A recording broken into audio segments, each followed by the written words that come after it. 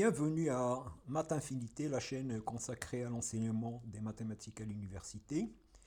Alors dans cette vidéo, on va aborder les fonctions holomorphes et donc on va je vais vous donner l'essentiel de ce qu'il faut savoir pour un étudiant en licence.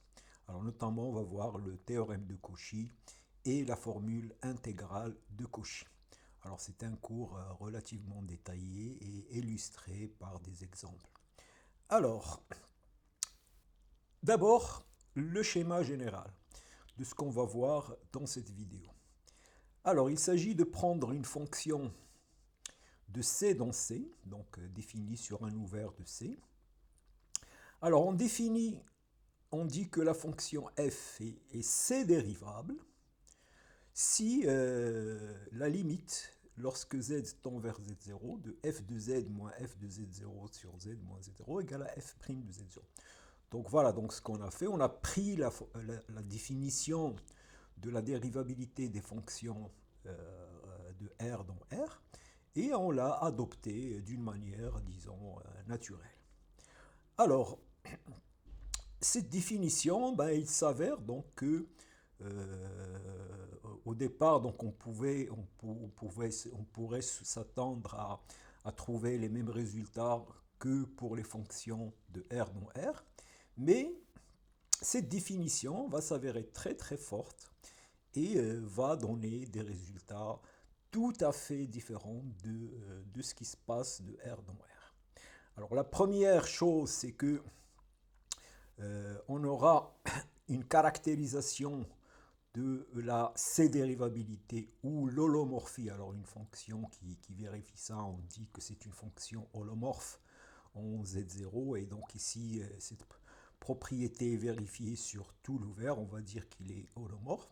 Alors il se trouve que cette condition, quand on écrit notre fonction partie réelle et partie imaginaire, va être équivalente à cette condition qui est connue sous le nom de la condition de Cauchy-Riemann.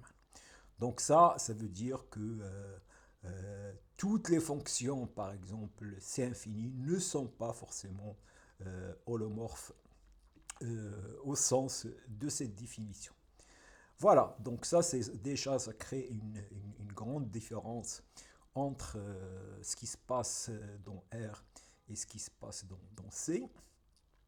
Alors, et ensuite, la chose importante, c'est que ces fonctions-là, les fonctions holomorphes, sont analytiques.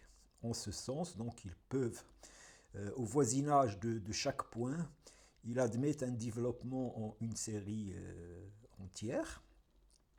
Et les coefficients sont donnés par cette formule-là, qui est la formule intégrale de Cauchy si on prend n égale à 0, et après, cette formule est vraie pour tout n.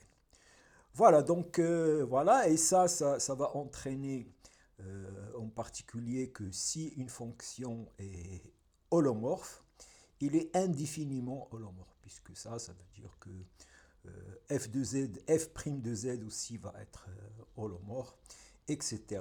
Et donc il est indéfiniment holomorphe, alors qu'on sait que pour les fonctions de R dans R, une fonction peut être dérivable, mais n'admet pas de dérivée seconde, etc.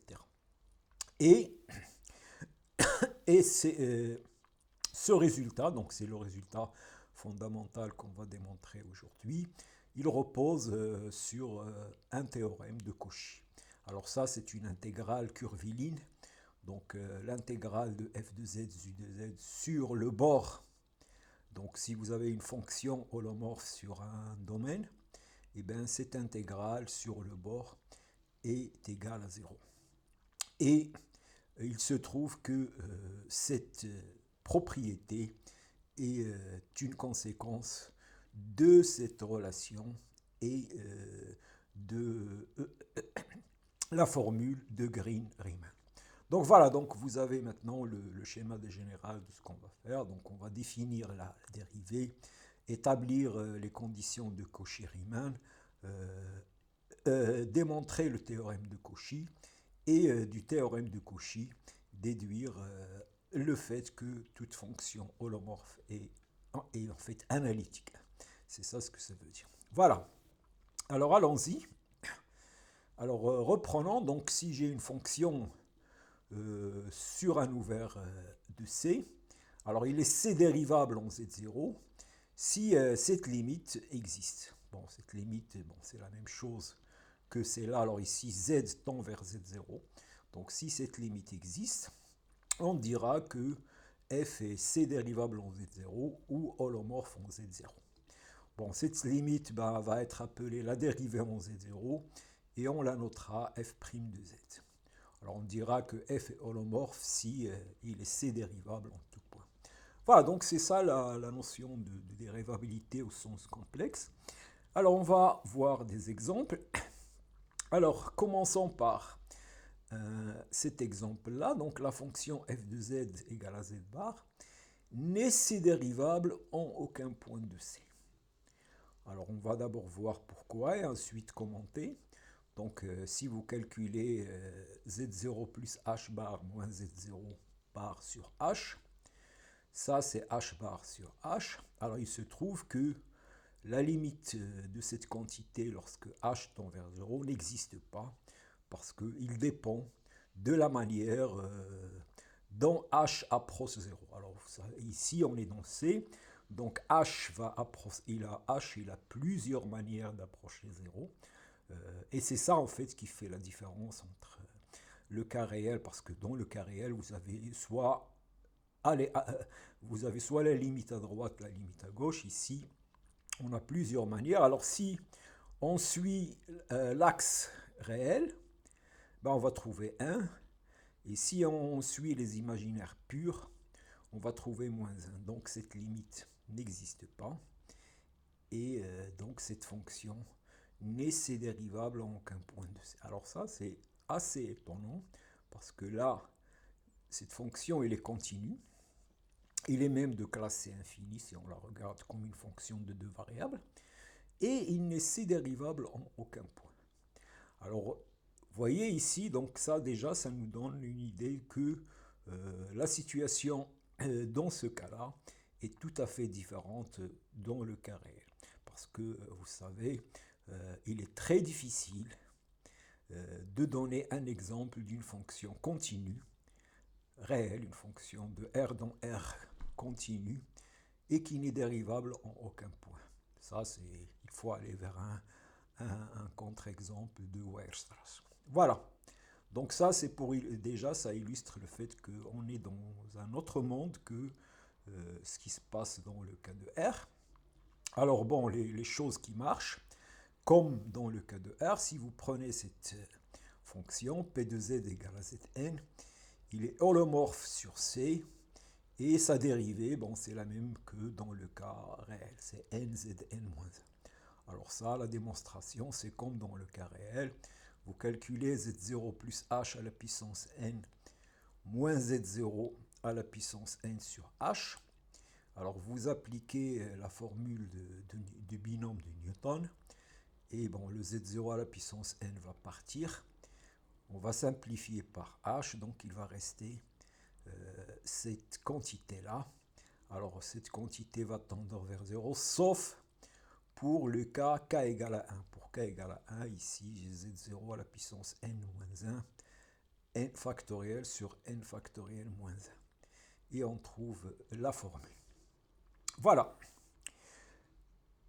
Alors, si vous avez une série entière dont le rayon de convergence R, donc ça c'est plus général de ce qu'on vient de voir, la somme est une fonction holomorphe sur le disque.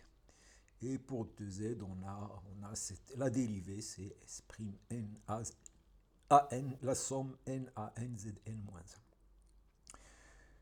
1. Alors on va voir qu'on a une sorte de réciproque à la fin de cette vidéo. Alors, cette théorie marche de la même manière que dans le cas réel quand il s'agit des formules des dérivées. Donc, si vous avez deux fonctions holomorphes, la somme est holomorphe et La somme des dérivés, c'est les dérivés des sommes. Euh, le produit, on a la formule du produit. On a la formule du quotient, donc ça c'est la même chose, puisque ces formules se démontrent de la même manière que dans le cas réel. Et voilà. Voilà. Alors maintenant, on va voir, on va explorer de plus près cette condition de C dérivabilité. Et donc on va écrire donc là être C dérivable, c'est cette quantité tend vers f' de z lorsque h tend vers 0. Donc je définis epsilon de h égale à ça, h sur nombre. Voilà. Et donc je vais avoir cette relation-là. Donc là, c'est la même relation quand on écrit le développement limité d'une fonction dérivable à l'ordre 1. Alors ici, ce qui va se passer, c'est que maintenant, donc ça c'est l'application linéaire ici va être, en fait, c'est linéaire. Et ça, c'est ça ce qui va donner les conditions de Cauchy-Riemann. Donc voilà, donc ça c'est, donc j'écris ça avec la condition que epsilon de h tend vers h lorsque h tend vers 0. Voilà, alors maintenant donc j'écris cette quantité, donc je la développe, donc j'écris h égale à h1 plus i h2. F' de z0, donc je l'écris L1 plus I L2, et epsilon, je le développe. Alors après, en écrivant la partie réelle, en identifiant les parties réelles et les parties imaginaires, je vais avoir cette relation. Alors ici, j'ai F, je l'écris P de X, partie réelle, ça c'est la partie réelle de F, et ça c'est la partie imaginaire de F. Et donc je vais tomber sur cette identité. Et alors, ça va me dire que ces fonctions sont différenciables. Et on sait que si on a cette écriture L1, c'est D de P sur D de X. Et cette quantité, c'est D de P sur D de Y. Et là, donc, je vais avoir que D de P sur Dx égale à D de Q sur Dy. Et D de P sur Dy égale à moins D de Q sur Dy. Voilà. Donc, je trouve ces conditions-là. Donc, une fonction de C dont C est C dérivable, si ces composantes, la partie réelle et la partie imaginaire, vérifient ces deux conditions. Et ces deux conditions, c'est ce qu'on appelle les conditions de Cauchy-Riemann. Ça vient du fait que, voilà, de cette relation-là, que cette application, une application C-linéaire est de la forme AH, et donc ça va donner, il dépend que de deux variables, L1 et L2. Voilà. Donc, on a montré le résultat suivant. Donc, si je prends une fonction de C dans C que je développe en partie réelle et partie imaginaire, il est holomorphe en Z0. Si seulement si les deux fonctions P et Q sont différenciables en X0 et vérifie ces conditions D de P sur Dx égale à D de Q sur Dy et D de P sur Dy égale à moins D de Q sur Dx. Et on a la dérivée. La dérivée est donnée par D de P, donc L1 plus L2. L2 c'est moins T, donc il est donné par cette formule. Voilà, et inversement, si je me donne deux fonctions de deux variables, je peux construire une fonction de C dans C de cette manière-là. Et si ces deux fonctions satisfont les conditions de Cauchy-Riemann, et bien cette fonction est C holomorphe et on connaît sa dérivée. Voilà, alors ça c'est C'est très pratique parce que maintenant, au lieu de calculer la limite de f de z moins f de z0 sur z moins s0, ben vous vérifiez cette condition. Ces deux conditions, ils sont très simples. Ça consiste à calculer les dérivées partielles et voilà, et voir si ça vérifie ça. Donc ça, c'est déjà un bon point. Vérifier qu'une fonction est holomorphe est quelque chose de relativement simple. Ça consiste à montrer les conditions de Cauchy-Riemann.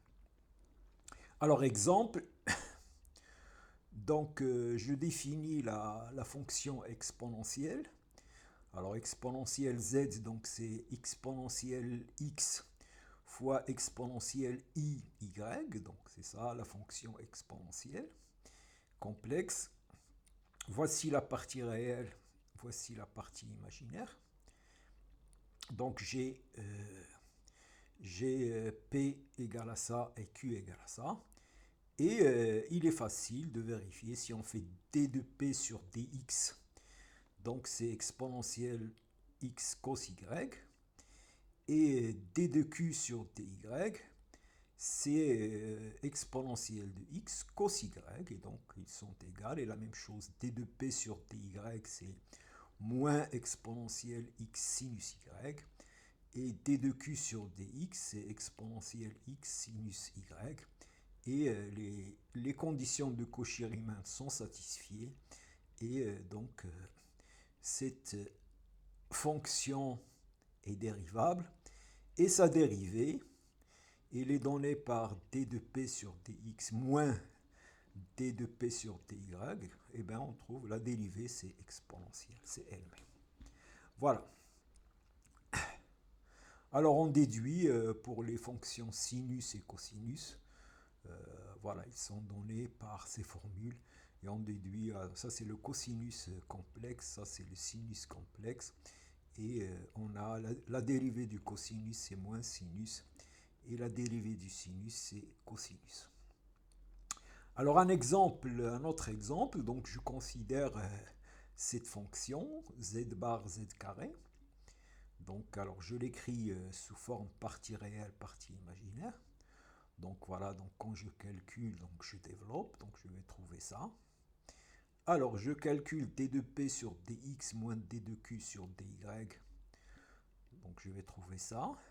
Et d de p sur dy plus d de q sur dx, ça. Donc cette fonction va être holomorphe si seulement si 4xy égale à 0 et 4x carré moins y carré égale à 0.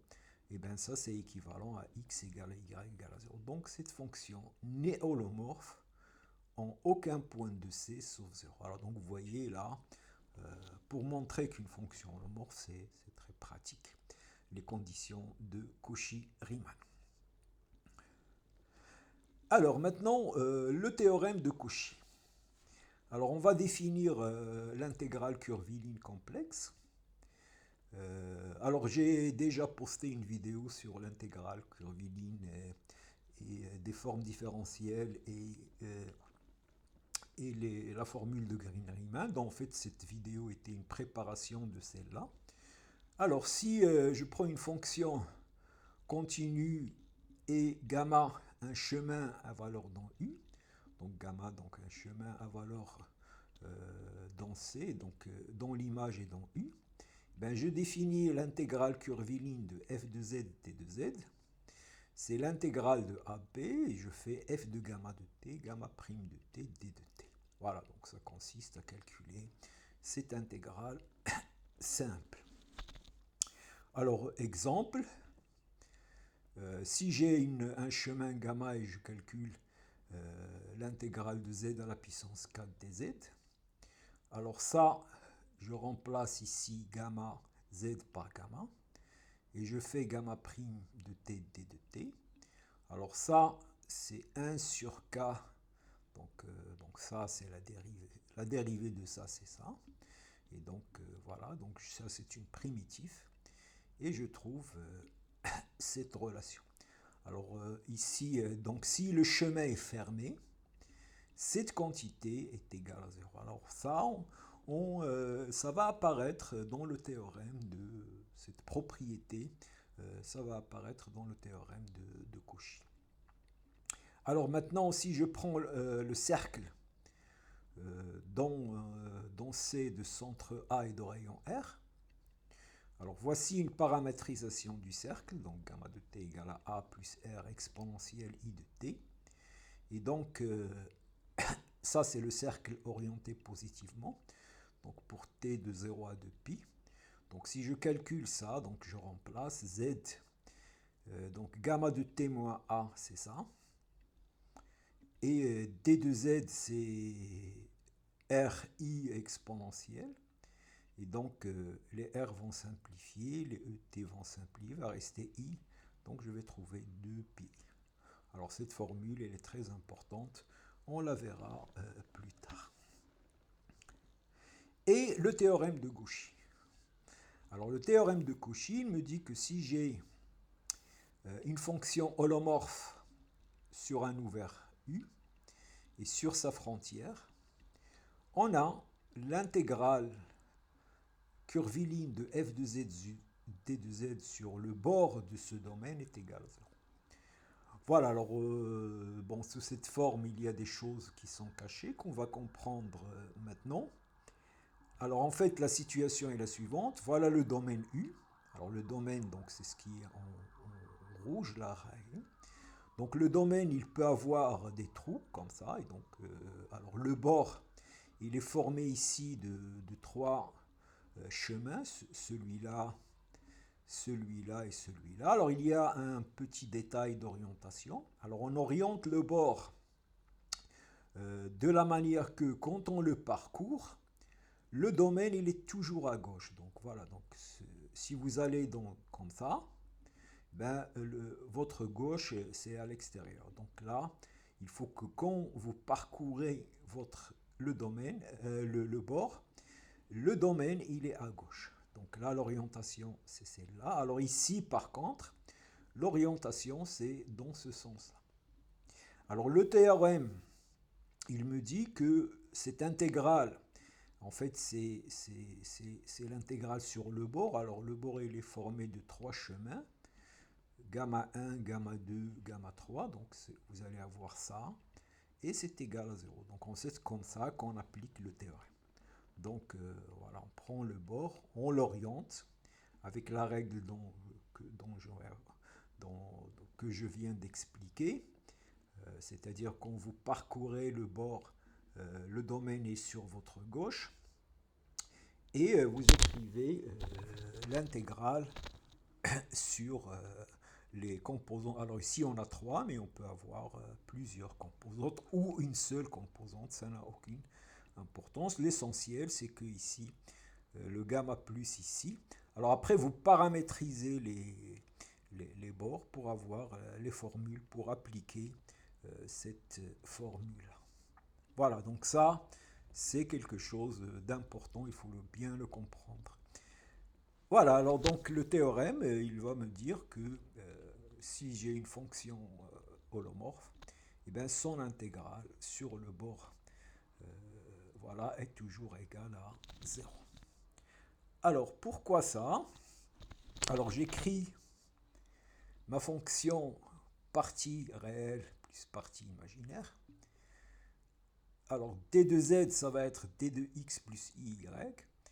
Et je développe ça, donc je vais trouver, c'est l'intégrale voilà, de cette informe, p d de x moins q d de y, plus i, l'intégrale sur le bord de q d de x plus p de y. Et maintenant, la formule de Green-Riemann va me dire que cette intégrale, c'est d de p sur dy moins d de q sur dx. Et celle-là, c'est d de q sur dy moins d de p sur dx. Donc là, j'applique la formule de Green-Riemann. Et qu'est-ce que je retrouve ici? Je retrouve les conditions de Cauchy-Riemann. Et donc, les conditions de Cauchy-Riemann vont me dire que cette intégrale est nulle. Donc là, j'ai appliqué la formule de Green-Riemann. Alors, comme je l'ai dit, il y a une vidéo dont je vais mettre la description dans les descriptifs sur les intégrales curviligne et la formule de Green-Riemann. Et voilà donc le théorème de Cauchy est une conséquence de la formule de Green-Riemann et des conditions de Cauchy-Riemann.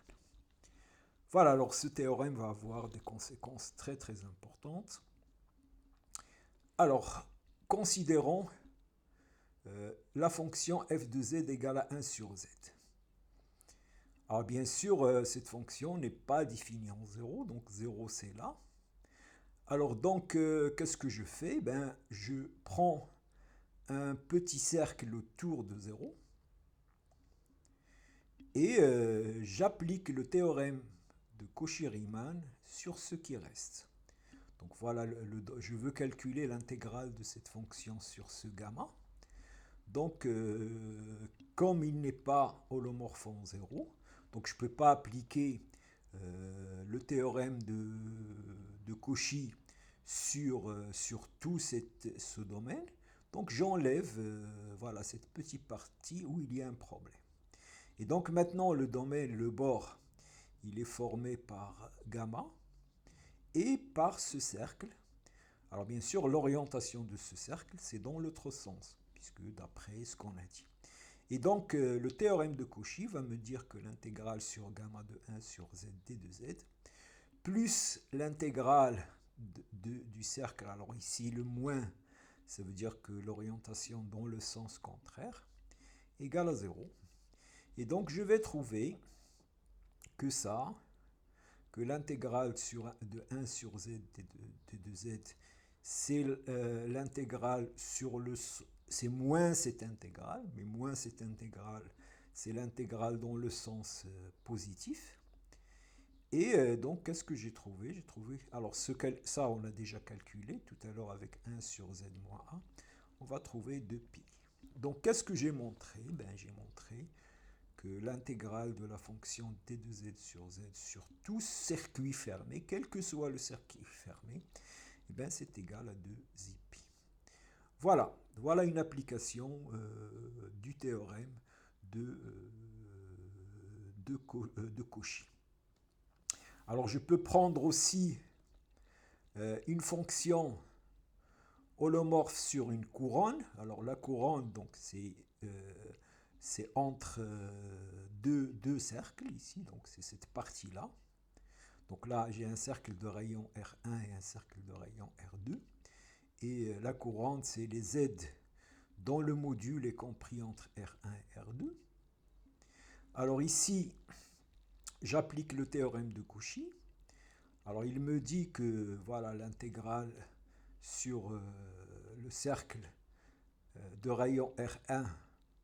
Alors ici, c'est R2. Donc voilà, le rayon R2 plus R1 dans l'autre sens pour appliquer l'orientation dont on a parlé, donc j'ai 700. Et donc j'en déduis que l'intégrale de la fonction sur le cercle de rayon R1 est égale à l'intégrale sur le cercle de rayon R2. Donc ça ne dépend pas du cercle sur le cas. Alors ici c'est R2 et ici c'est R2. Voilà. Alors maintenant, la formule intégrale de Cauchy. Alors la formule intégrale de Cauchy, donc j'ai une fonction holomorphe à l'intérieur d'un circuit, donc à l'intérieur de ce circuit-là. Donc la fonction est holomorphe ici.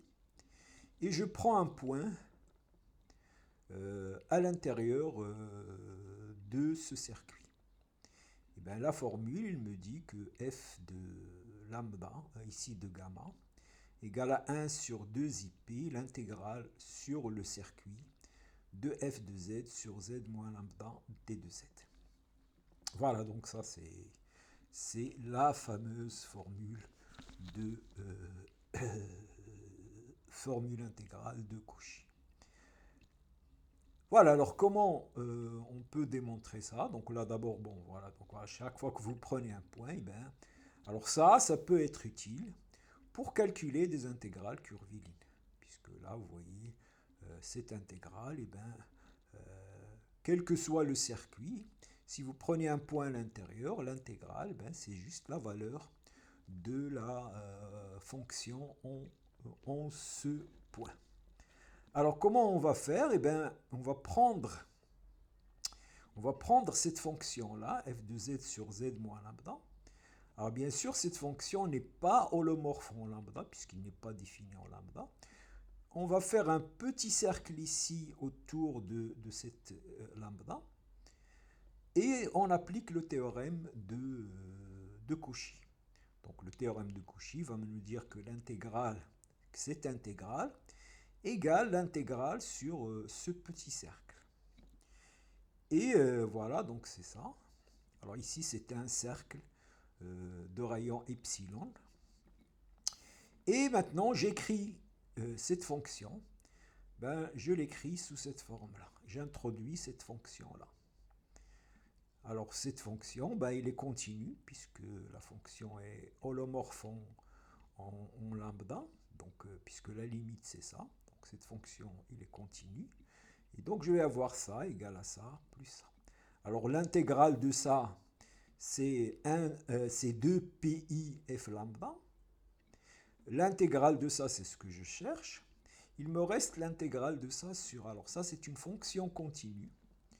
Et je prends son intégrale sur ce cercle. Et bien, cette fonction va être bornée. Et donc, cette intégrale va dépendre de epsilon et en fait va tendre vers 0 lorsque epsilon tend vers 0. Et donc, je vais avoir la formule que je cherche. Voilà, donc l'idée, c'est d'introduire cette fonction. L'intégrale sur ce circuit va être bornée fois 1 epsilon et on fait tendre epsilon vers 0. Alors par exemple, donc, on peut calculer, utiliser la formule de intégrale de Riemann pour calculer cette intégrale curviligne. Donc là, sur le cercle de centre O et de rayon 2. Alors, je décompose cette fraction rationnelle. Donc la décomposition en éléments simples va me donner ça. Et donc maintenant, l'intégrale, c'est l'intégrale sur ça. Et là, je peux utiliser, donc ça c'est f de z sur z moins 0. Et ça c'est f de z sur z moins i. Et ça c'est f de z sur z plus i. Donc je peux appliquer la formule de intégrale de Cauchy, cette formule, à la fonction EIP. Et je vais trouver que l'intégrale, c'est 2IP fois la valeur de la fonction. Et donc, c'est ce qu'on fait ici. Donc, j'ai cette intégrale, celle-là et celle-là. Et là, je peux appliquer les formules. Donc, I1, ça, c'est 2IP. Ici, c'est 0, donc exponentielle de 0, c'est 1. Ici, c'est I, donc je vais avoir exponentielle de pi. Et ici, c'est moins i, je vais avoir exponentielle, et donc g. Donc voilà, donc la formule de Cauchy-Riemann permet de calculer des intégrales curvilines. Alors maintenant, le développement, la dernière partie, c'est le développement en série et en série entière des fonctions holomorphes. Alors, commençons par un exemple. Alors, on sait, donc ça on le sait, on sait que 1 sur 1 moins z a ce développement. Maintenant, je peux, si je me place sur le cercle de centre 2 de rayon 1, donc je vais écrire ça de cette forme.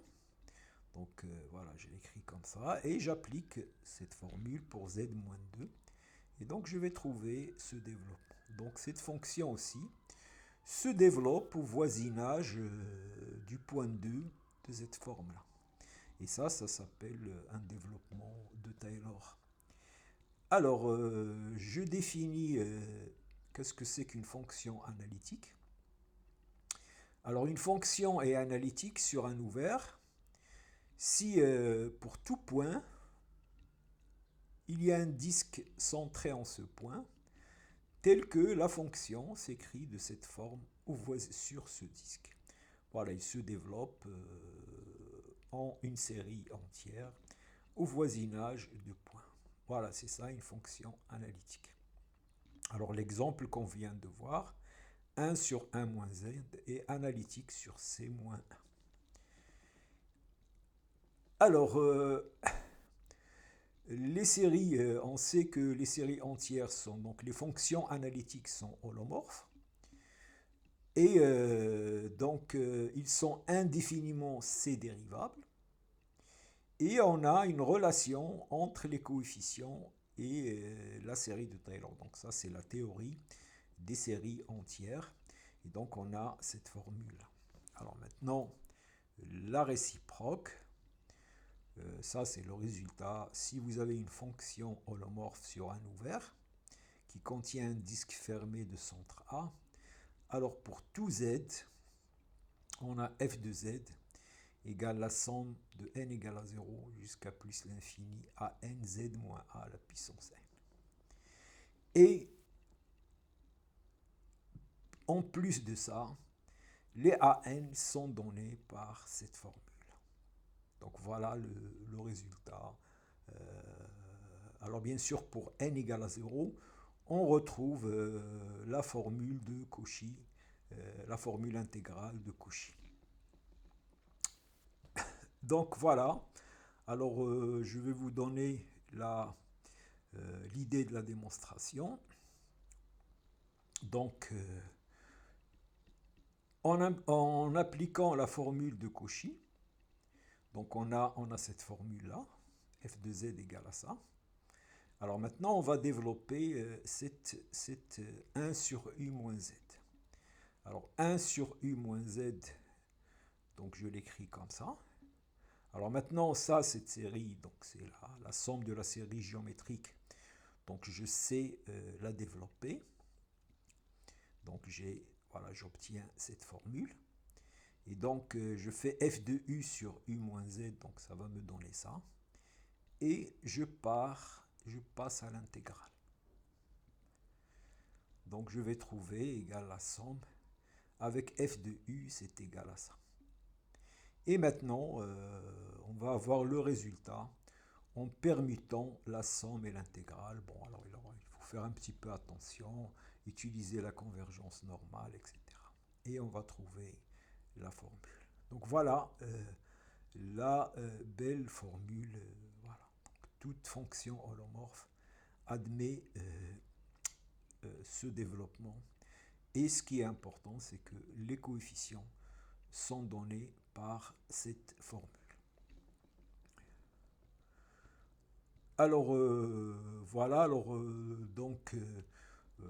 un exemple, bon, si je prends l'exponentielle, donc ça c'est le développement en série entière de l'exponentielle, mais si je veux faire le développement au voisinage d'un point, ben j'écris exponentielle de z égale à exponentielle de a exponentielle z moins a, et donc voilà, j'aurai ce développement. Voilà, et on arrive à la fin de la vidéo.